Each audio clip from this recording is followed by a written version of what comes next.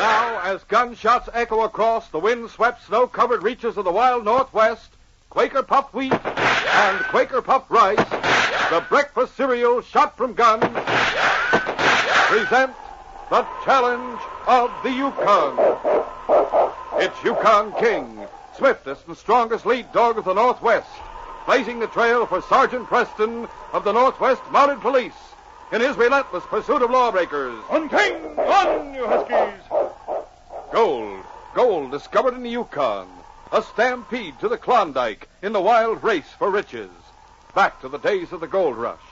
With Quaker Puffed Wheat and Quaker Puffed Rice, bringing you the adventures of Sergeant Preston and his wonder dog Yukon King as they meet the challenge of the Yukon.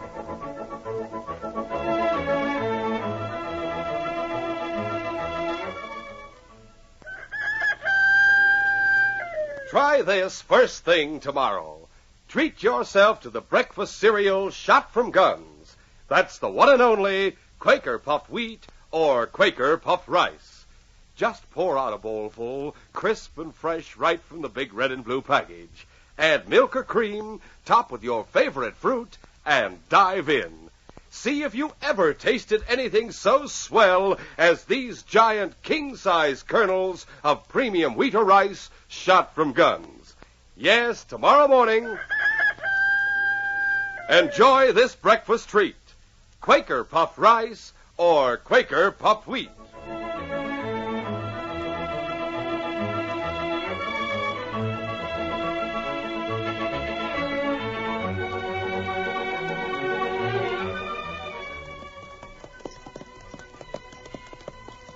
The girl held her mount to a trot as the trail began to climb. She was watching the opening of the canyon high above, when suddenly 3 men rode out of the woods at the side of the trail. Their faces were covered by bandanas. Bring up, sister. Oh, there. Hold up, men. Yes, where do you think you're going? What? Up to the canyon. Well, maybe you haven't heard. The canyon's a mighty unhealthy place. What do you mean by that? Just what I said.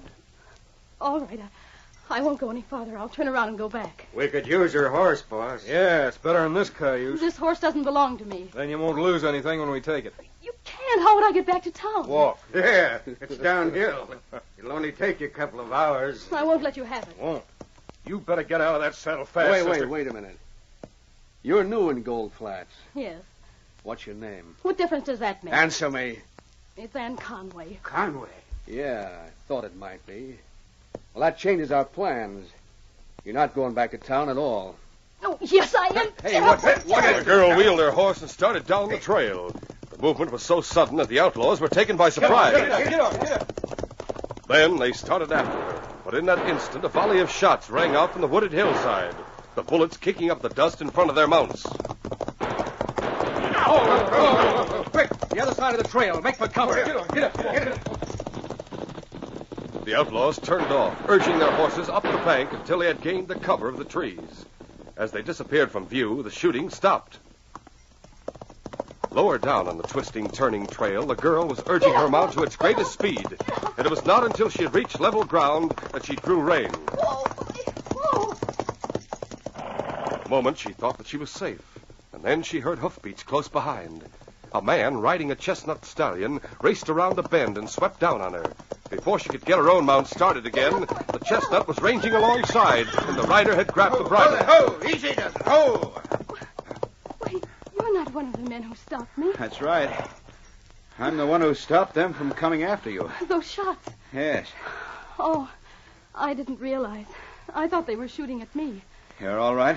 Yes. I suppose I should thank you. No need. But I want to warn you. You shouldn't be riding this trail alone. Why not?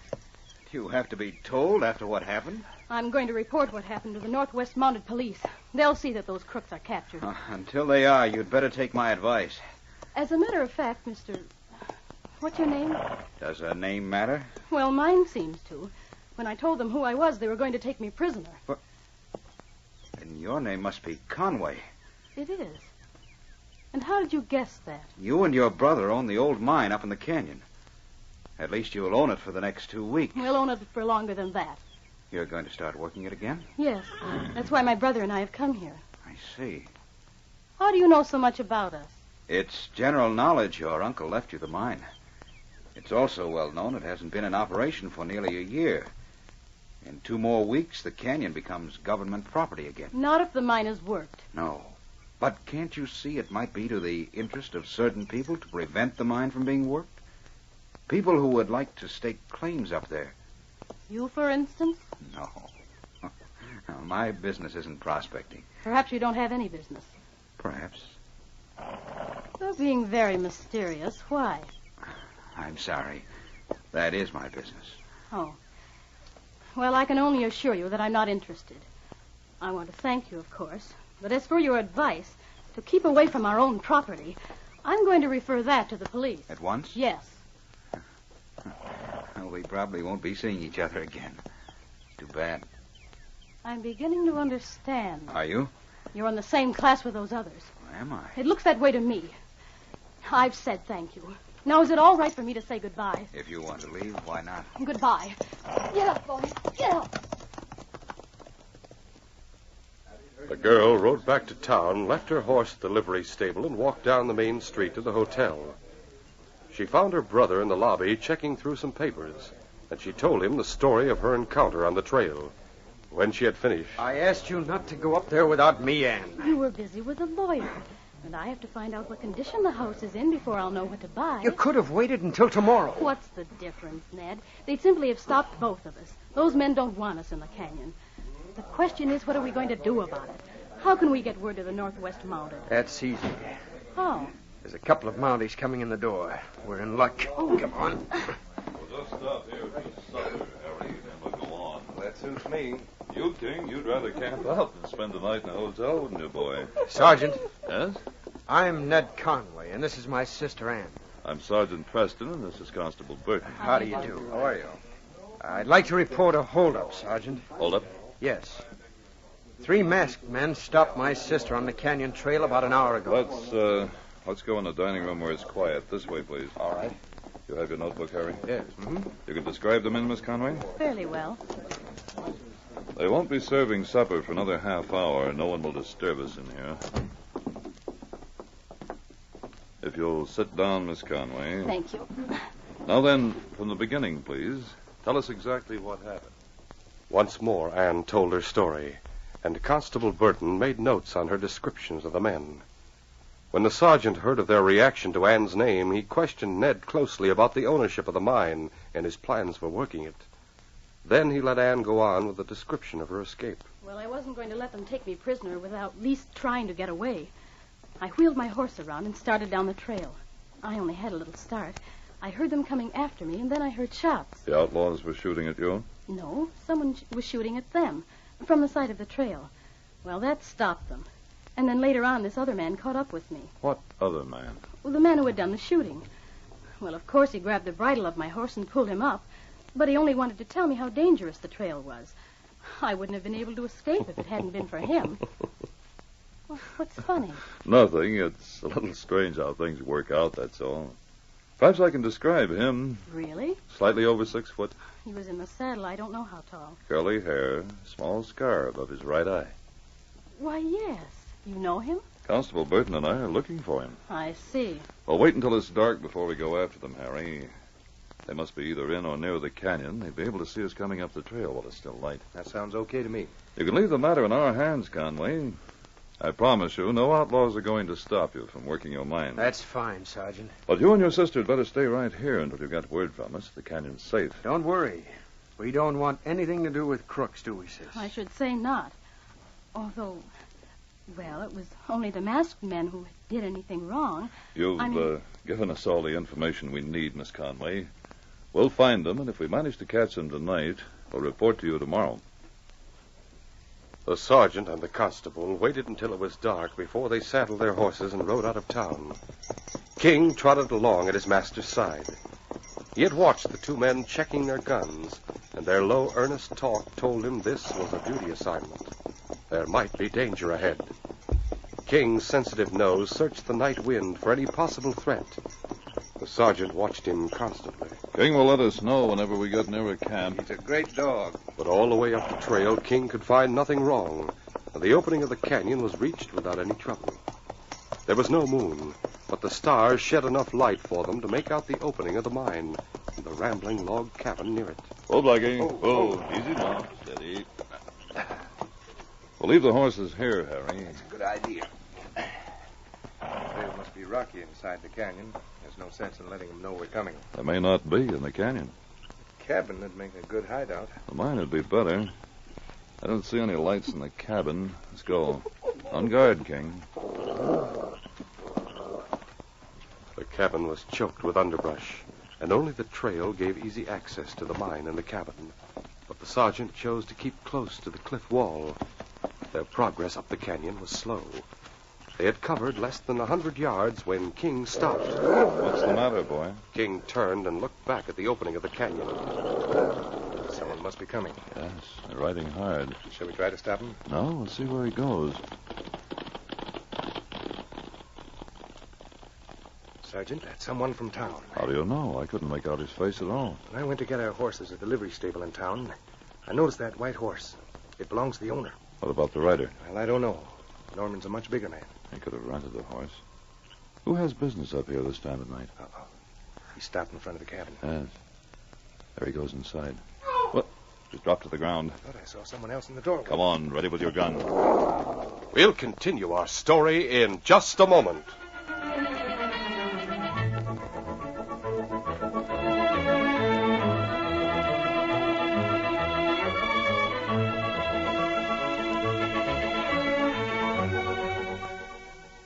Man, oh man, it seems like one thing you can't be sure of is weather these days. Boy, If you ask me... You? Hey, I didn't see you come in. Oh? Who are you? I am the weatherman. Weatherman? Oh, boy, you're the fellow that can tell me. Me? Sure. What's the weather going to be like tomorrow morning? Well, it depends. Huh? Well, what's it going to be like? Sunshiny, rainy, hot, or what? Could be. Well, look, can't you tell me for sure? Young man, speaking off the record, that is, you can be sure of only one thing tomorrow morning. And what's that? Hot, rainy, or sunshiny day. I say nothing makes a day like a breakfast of Quaker puffed wheat or Quaker puffed rice with milk or cream and fruit. Oh, you go for the breakfast cereals of wheat or rice shot from guns. Do I? I eat a big bowlful every morning. Summer, fall, winter, or spring. Regardless of the weather, huh? You bet. They help supply food energy the year round. Right. Quaker puffed wheat and Quaker puffed rice furnish extra food values of restored natural grain amounts of vitamin B1, niacin, and iron. Yep. They're good for you. They're G-O-O-D, good, period. Remember, Quaker puffed wheat and Quaker puffed rice are shot from guns to make 'em crisp and tender. Yes, these king-size kernels are actually exploded up to 8 times normal size to make 'em bigger and better tasting. They're shot through and through with bang-up nut-like flavor, too. Ask Mom to get both kinds. Eat the wheat one time, rice the next. Quaker puffed wheat and Quaker puffed rice. Shot from guns.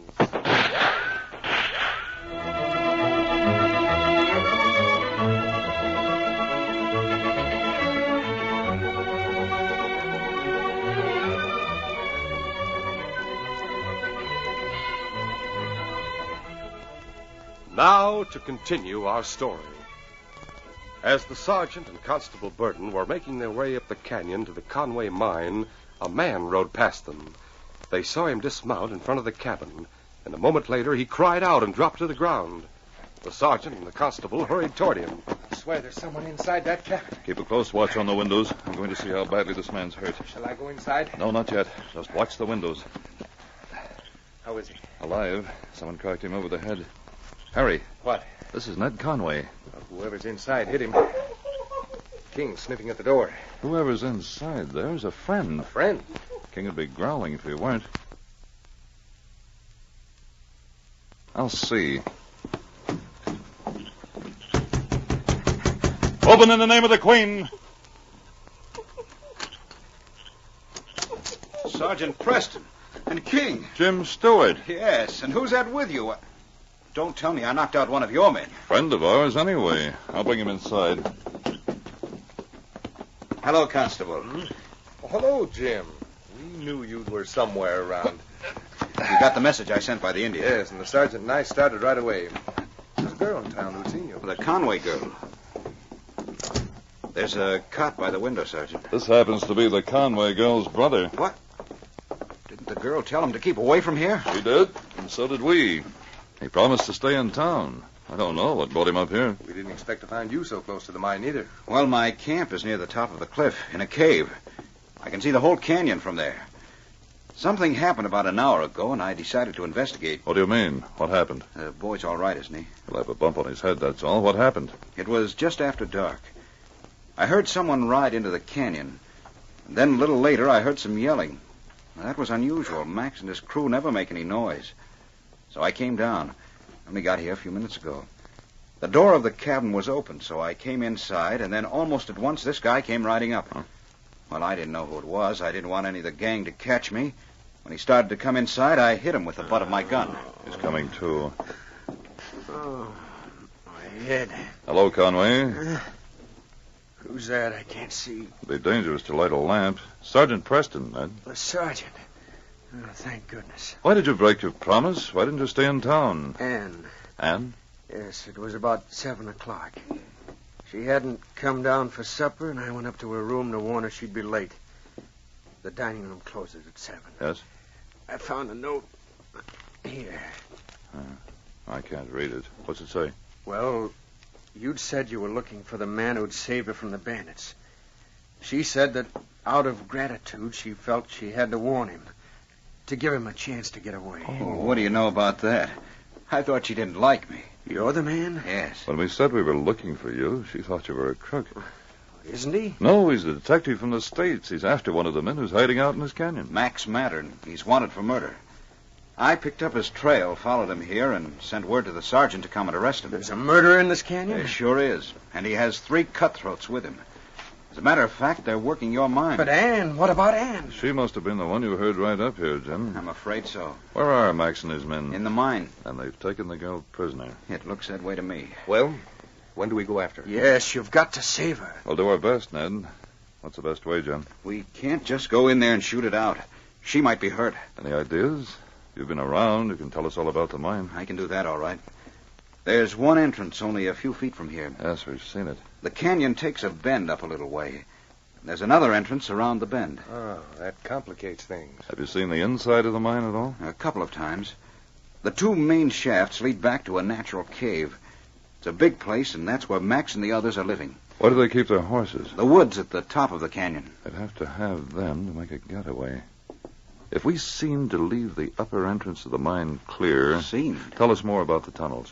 There's nothing much to tell. The first one, the one that starts just above us here, is fairly wide and high. It leads straight back to the cave. The entrance to the other one above the bend is pretty well hidden by underbrush. They may think we don't know about it. If they heard us coming along the main tunnel and wanted to escape, they'd use the second one. What do they use for light in the cave? Candles. But I doubt if we could get close to the cave without being heard. There's an echo in the main tunnel. Kick a pebble and it sounds like a landslide. Naturally, they'd put out their lights if they heard us coming. We could carry our own light. Give them a target? I don't get it. Now listen, this may not work, but at least it's worth a try, and we won't be shooting blind. We must be able to... A single candle cast great flickering shadows on the walls of the cave inside the mine. Anne Conway sat on the floor near it. Her hands were tied behind her back. Max, Rafe, and Keg were facing her. You're stupid, the whole lot of you. What gives you that idea? You want this mine for yourself, but you've been working it, and that holds the title for me and my brother. We ought to thank you. Who knows we've been working it? I do. Yeah, you do. Stupid of you to find out. You don't suppose we're going to let you tell anybody else, do you? There's only one way to stop me. Yeah, I know that. I say get it over with. Yeah, what's the use of talking? What's the use of wasting time? I'm not. We've got to let her live for a while longer. As bait for a trap. Trap for who? Figure it out for yourself. She's got a brother. When she don't go back to town, he'll come after her. Well, all right. So he comes and we'll be waiting for him. What do we need the girl for? Listen. Someone's coming now. Probably Jake. I've had him standing guard at the entrance. That's you, Jake? Yeah. Boss, you better get ready for action. It's here. Good. Now, wait. I guess it was her brother. He comes riding up to the cabin, starts to go inside, then he yells. Did you hear him? No. Somebody was inside the cabin. Not only that, but a minute or so later, a couple of other guys come running up. Why'd you let him have it? The boss told me not to. Anyway, I couldn't see good enough. I heard them running, that's all, and then their voices. They're inside the cabin now. Well, let's kill him. Oh, wait. How many? The guy that rode up and 3 others. Maybe only 2, but I think there's 3. Put out the candle. Okay. What do we do? Wait here for them? Yeah, and when the right time comes, the girl's going to bring them straight into the range of our guns. We'll be able to hear them coming through the tunnel.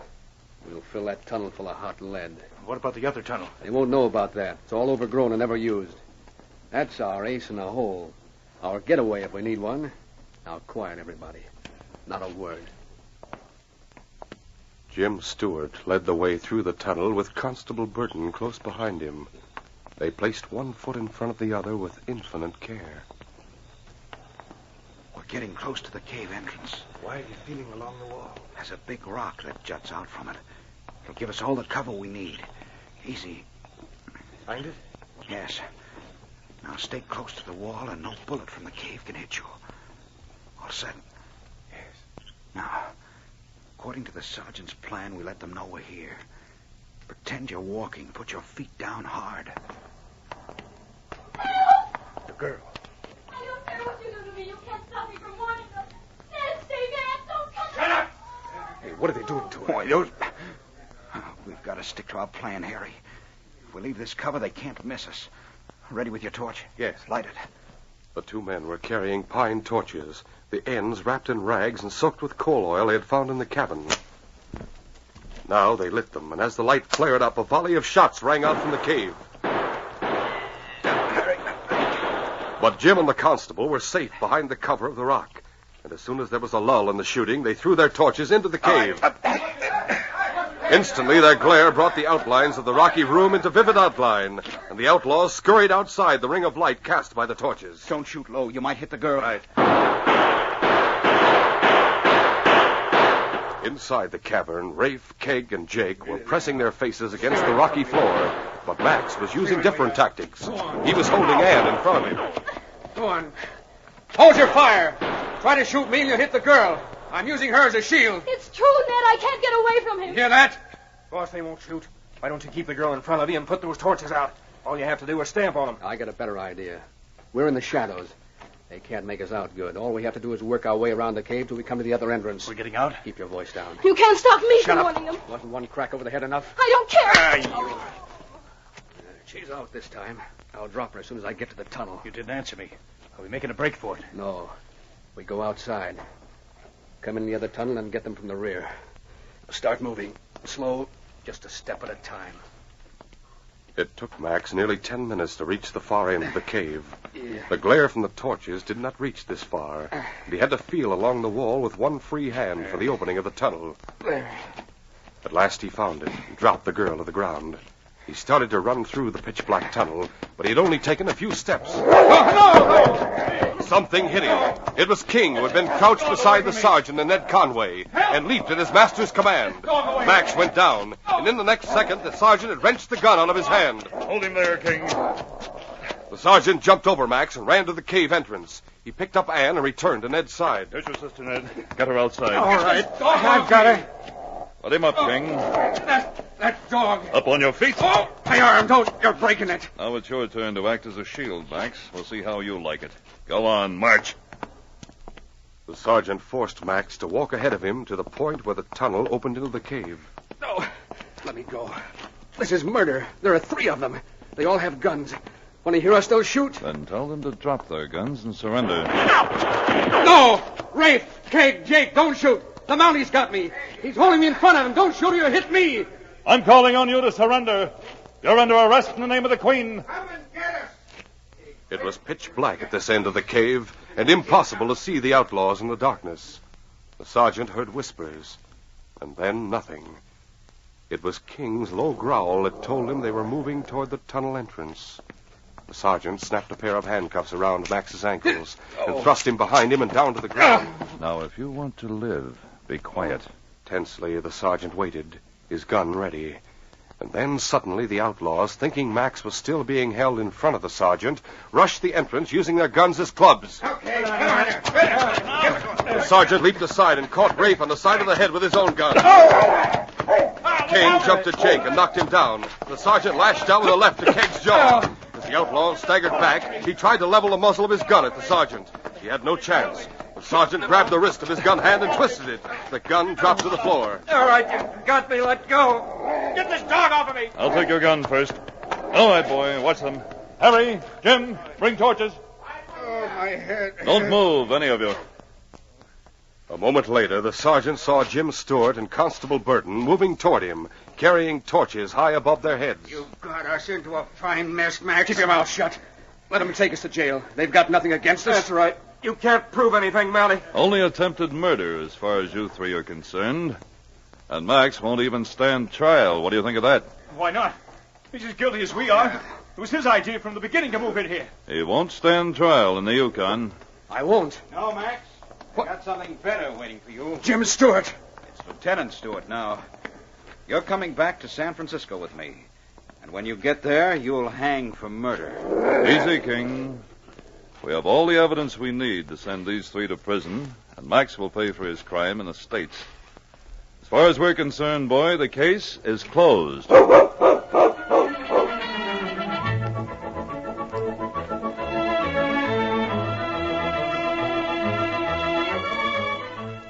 In just a moment, Sergeant Preston will give you a preview of Monday's adventure.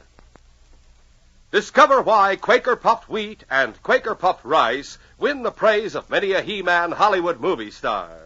Try wheat or rice shot from guns yourself at breakfast tomorrow. These crisp, tender, king-size grains are delicious. They're good for you, too. Furnish restored natural grain amounts of vitamin B1, niacin, and iron. Just remember to get the original crisp, fresh wheat or rice shot from guns. Always buy the big red and blue package with the smiling Quaker man on the front. Quaker Puffed Wheat and Quaker Puffed Rice are never sold in bags or bulk. Listen Monday when Sergeant Preston and Yukon King meet the challenge of the Yukon in the case of the missing code. King and I set out to trail the men who had kidnapped Pete Fraser from his cabin. Unfortunately, I made the mistake of leaving Pete's wife alone and unguarded. As a result, I later found myself facing the guns of three desperate men who were using Mrs. Fraser as a hostage. Be sure to hear this exciting adventure Monday. These radio dramas, a feature of the Challenge of the Yukon Incorporated, are created and produced by George W. Trendle, directed by Fred Flowerday, and supervised by Charles D. Livingston. The part of Sergeant Preston is played by Paul Sutton. They are brought to you every Monday, Wednesday, and Friday at the same time by Quaker Puffed Wheat and Quaker Puffed Rice. The breakfast cereals shot from guns.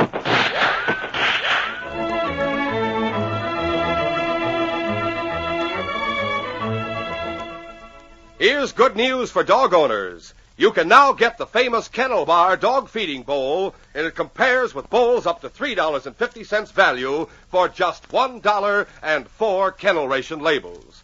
This heavy-gauge plastic feeding bowl is 15 inches long, serves water and food separately. It won't slip or tip over, and it's easy to clean. It's the new improved method for feeding dogs. Get your valuable Kennel Bar dog feeding bowl today. Send $1 with 4 kennel ration labels to Kennel Ration, Chicago 77.